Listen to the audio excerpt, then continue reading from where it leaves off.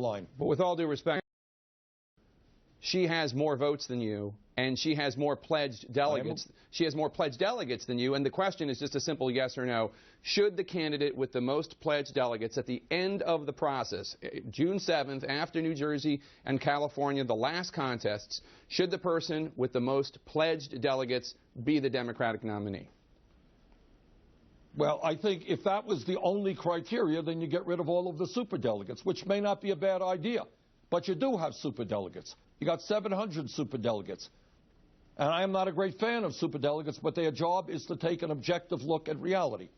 And I think the reality is that we are the stronger candidate. So we will see what happens, Jake. So you actually think, you think it would be okay for for pledged delegates, the majority of Democratic voters, to pick one candidate, and then the superdelegates to actually go with a different candidate? You're not suggesting that. Well, it's very funny. It's very funny that you asked me that question when you had 400 pledged delegates come on board Clinton's campaign before anyone else was in the race. That's called an anointment process. That's called the establishment talking. That's called the big money interests saying, this is who we want to be president. We are where we are right now. Yeah, and where we are right now, Jake. Right. And where we are is we are fighting to win the pledged delegates. So before I can answer your question, let's see what's going to happen. But if you do have that, if your argument is let's get rid of all the superdelegates, that may not be a bad idea. Well, would you? Well, but they are there. And I think.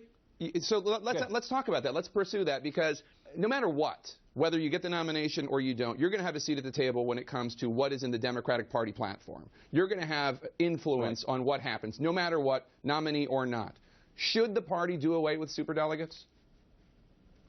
I think they should very much. I think we need a serious discussion about the role of superdelegates. Clearly, the current situation is undemocratic.